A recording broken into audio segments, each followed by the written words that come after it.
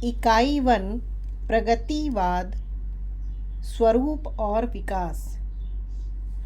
उद्देश्य: इस इकाई को पढ़ने के बाद आप बता सकेंगे कि प्रगतिवाद आंदोलन का क्या अर्थ है, प्रगतिवाद के आरंभ होने के पीछे क्या कारण रहे हैं, प्रगतिवाद आंदोलन की सीमा क्या है, प्रगतिवाद की अंतर्वस्तु में ऐतिहासिक चेतना, वर्ग चेतन, प्रधान दृष्टि और जीवन के प्रति सकारात्मक दृष्टिकोण का क्या अर्थ है, प्रगतिवाद काव्य का रूप और शिल्प कैसा है और प्रमुख प्रगतिवादी कवि कौन कौन हैं। प्रस्तावना: इस इकाई में आप हिंदी साहित्य में प्रगतिवाद आंदोलन के बारे में जानकारी प्राप्त करेंगे। हम आपको यह स्पष्ट कर दें कि प्रगतिवाद एक साहित्यिक आंदोलन तो है, किंतु सभी वाद आंदोलन के रूप में विकसित नहीं होते। जैसे छायावाद एक व्यापक साहित्य प्रवृत्ति है, तो प्रयोगवाद एक काव्य प्रवृत्ति, किंतु प्रगतिवाद एक साहित्यिक आंदोलन के रूप में ही विकसित हुआ।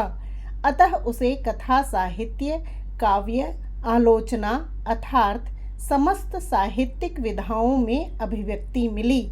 इस इकाई में हम प्रगतिवाद के स्वरूप और विकास की चर्चा कविता के संदर्भ में करेंगे। अतः प्रगतिवादी काव्य की सामान्य विशेषताओं को बताते हुए हम प्रमुख प्रगतिवादी कवियों का परिचय भी देंगे। आप देखेंगे कि किस प्रकार एक साहित्यिक आंदोलन पैदा होता है, कैसे उसका विकास होता है और समाज से उसका कैसा रिश्ता बनता है। प्रगतिवाद पृष्ठभूमि: प्रगतिवाद की पृष्ठभूमि के रूप में हम उस युग की उन परिस्थितियों का अध्ययन करेंगे जिनके कारण प्रगतिवाद एक साहित्यिक आंदोलन के रूप में पैदा हुआ। युगीन परिस्थितियाँ: प्रगतिवाद का उदय सन 1930 के बाद हुआ। सन 1930 तक विश्व में प्रथम महायुद्ध और रूस की क्रांति जैसी घटनाएं घट चुकी थीं। रूस में जारशाही के खिलाफ की गई सफल क्रांति का प्रभाव धीरे धीरे विश्व में बाकी जगह पड़ना शुरू हो गया था। भारत में आज़ादी का आंदोलन जोर पकड़ रहा था और 1930 तक राष्ट्रीय संस्था कांग्रेस में वामपंथी दल कायम हो चुका था। किसान मजदूर आंदोलन एकजुट होकर शक्तिशाली हो रहे थे। साहित्य में प्रेमचंद गबन में यह उम्मीद बंधा रहे थे कि 5-10 बरस बाद समाज और राजनीति में किसानों मजदूरों की जगह महत्वपूर्ण होगी।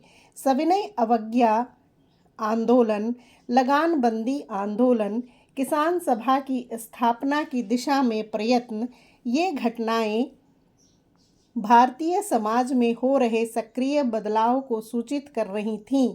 इसके बाद विश्व और भारत में घटने वाली प्रमुख घटनाओं, द्वितीय विश्व युद्ध से उत्पन्न संकट, बंगाल का अकाल, नौसेना विद्रोह, हिंदुस्तान पाकिस्तान का विभाजन, मुस्लिम सांप्रदायिक दंगे, कांग्रेस के हाथों में शासन सत्ता का आना।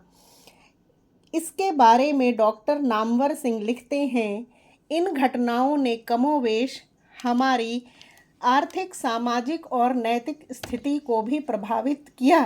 निम्न मध्य वर्ग की स्थिति पहले से ही अधिक खराब हुई और किसान मजदूरों में भयंकर असंतोष फैला। आधुनिक समाज की प्रवृत्तियां, पृष्ठ 92। इन्हीं युगीन परिस्थितियों के कारण वर्ग चेतना और वर्ग संघर्ष की भावना पैदा हुई और यही भावना प्रगतिवाद की यथार्थ दृष्टि की प्रेरक तत्व बनी तथा साहित्य में प्रगतिवाद के विकास का आधार भी। साहित्यिक पृष्ठभूमि: प्रगतिवाद जब शुरू हुआ उस समय साहित्य में छायावाद एक साहित्य प्रवृत्ति के रूप में अपने विकास के बाद अब उतार पर था। यह तो आप जानते ही हैं, कोई भी साहित्यिक आंदोलन या साहित्यिक प्रवृत्ति एकाएक प्रकट नहीं हो जाती। उसके लक्षण पहले से ही साहित्य में प्रकट होने लगते हैं। इसी प्रकार प्रगतिवाद से पहले छायावाद में सामाजिक यथार्थ की चेतना प्रत्यक्ष रूप से अभिव्यक्त होने लगी थी। कविता कवि के मन की गुफा से बाहर निकलकर अपना यथार्थपरक सामाजिक उत्तरदायित्व महसूस कर रही थी। 1921 में निराला ने कविता लिखी, जब कड़ी मारें पड़ी दिल हिल उठा। 1929 में परिमल की भूमिका में निराला ने कविता की मुक्ति को मनुष्य की मुक्ति के प्रश्न से जोड़ा। छायावाद धीरे धीरे सूक्ष्मता की ओर बढ़ता हुआ दुर्बोध होता जा रहा था।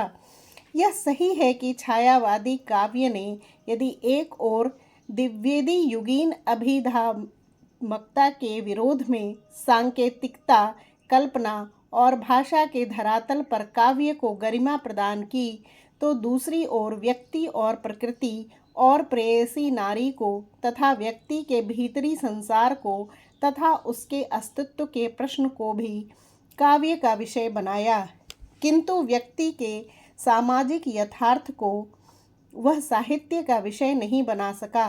पंत ने भी स्वीकार किया कि छायावाद में युग को वाणी देने की शक्ति नहीं रह गई थी। ग्राम्य युगवाणी के पीछे नए यथार्थ की चेतना स्पष्ट है।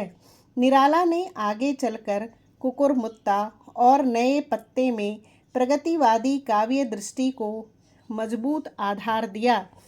अतः कविता की अंतर्वस्तु और रचना विधान में परिवर्तन करके व्यक्ति सीमित या रहस्यमय रूमानी वृत्ति का त्याग करके छायावादी कवियों ने ही प्रगतिवाद का रास्ता तैयार किया।